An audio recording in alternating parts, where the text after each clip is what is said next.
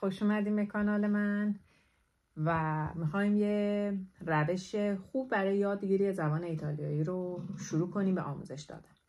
بچه های عزیز، باید دایره لغتتون رو و افعالتون رو، یعنی فعلهاتون رو بیشتر کنین. یعنی چی؟ هرچه شما بیشتر فعل بلد باشین، سر کار راحت‌تر متوجه میشین، راحت‌تر جواب میدین، راحت‌تر کار پیدا میکنین و هرچه شما دایره لغاتتون کم باشه، کار پیدا کردن سخت‌تره، سر کار وایسادن سخت‌تره. پس بیاین از امروز روزی 5 تا فعل رو حفظ کنین. یعنی بیاین این چالش رو با من شروع کنین و هر چند تا فعلی که من صرف میکنم شما هم تو دفتر بنویسین و هر روز به خودتون تکرارشون بکنید. خب امروز 5 تا از شروع میکنیم به صرف افعال کاربردی ایتالیایی. شروع کنیم. اولین فعل essere. essere به معنی بودن هست. essere صرفش میشه من هستم، تو هستی، او هست، ما هستیم، شما هستید، آنها هستند. پس میشه io sono. io sono من هستم. تو sei شما هستید. تو به معنای شما یا تو هستی. lui o lei lui یا lei è او هست. noi siamo ما هستیم. noi siamo ما هستیم. voi siete شما هستید. voi siete شما هستید.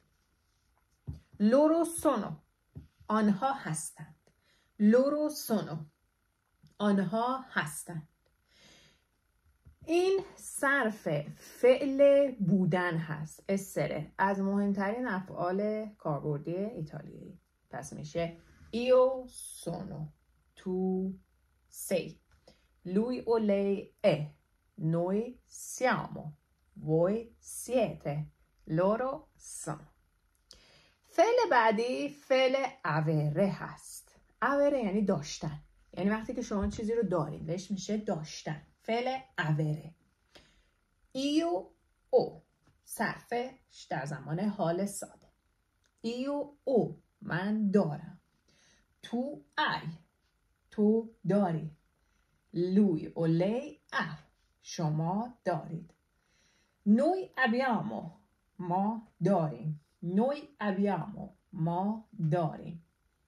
voi avete شما دارید. loro hanno آنها دارند. loro hanno آنها دارند.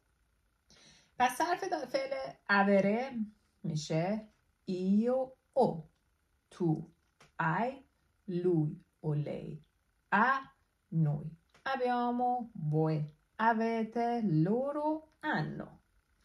من دارم، تو داری، او دارد، ما داریم، شما دارید، آنها دارند.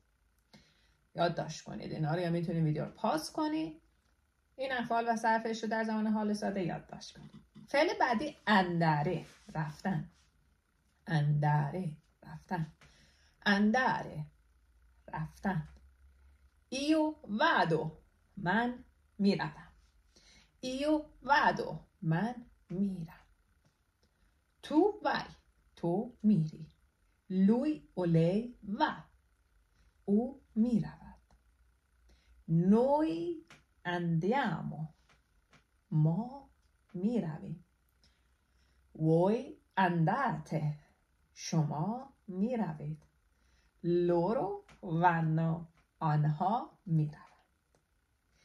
پس اندره از دیگر افعال مهم ایتالیایی هست که صرفش میشه io vado من میروم. تو vai تو میروی. lui o lei va او میرود. lui برای مذکر استفاده میشه، لی برای مؤنث. پس اویی که منظورمون مذکر میشه lui، اویی که منظورمون مؤنث میشه لی. و در دو حالت صرفش به یک صورته. lui o lei va. Noi andiamo. ما می رویم. Noi andiamo. ما می رویم. Voi andate. شما می روید. Voi andate. شما می روید. Loro vanno. آنها می روند. Loro vanno. آنها می روند. فعل بعدی فعل فعل هست. فعل به معنی انجام دادن، ساختن، انجام دادن. فعل فعل. میایم شروع میکنیم به صرف فعل فعل. io faccio. من انجام میدم. io faccio. من انجام میدم. io faccio. من انجام میدم. tu fai. تو fai. تو انجام میدهی. تو fai. تو انجام میدهی. lui o lei fa. او انجام میدهد. lui o lei fa. او انجام میدهد. noi facciamo.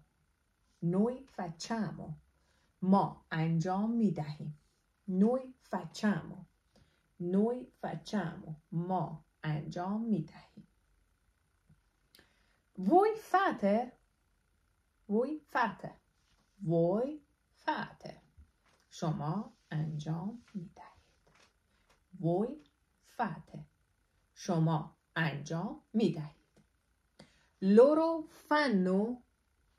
loro fanno. آنها انجام میدهند. فعل فرم یکی از فعل‌های مهم هست. حتما توی دفتر بنویسید و اون رو صرف کنید. io faccio. من انجام میدم. tu fai. تو انجام میدهی. lui o lei fa. او انجام میدهد. noi facciamo. ما انجام میدهیم. voi fate. شما انجام میدهید. loro fanno. آنها انجام میدهند. dire گفتن. dire گفتن. io dico. من میگویم.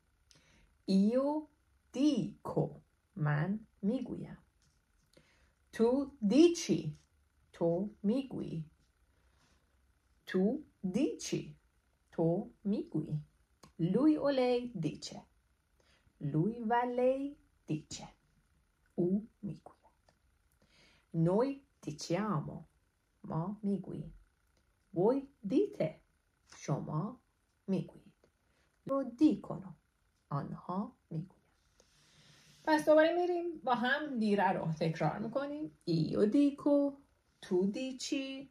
lui o lei dice. noi diciamo. voi dite. loro dicono. من میگویم. تو میگویی. او میگوید. ما میگوییم. شما میگویید. آنها میگویند. این افعال رو بنویسید توی دفتر.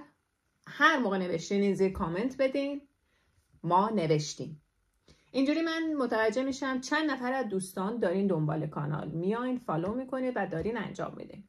هر چقدر تعداد کامنت ها بیشتر باشه خب من متوجه میشم افراد بیشتری دارن درس ها رو میخونن و سعی میکنم ویدیوهای بیشتری هم بذارم.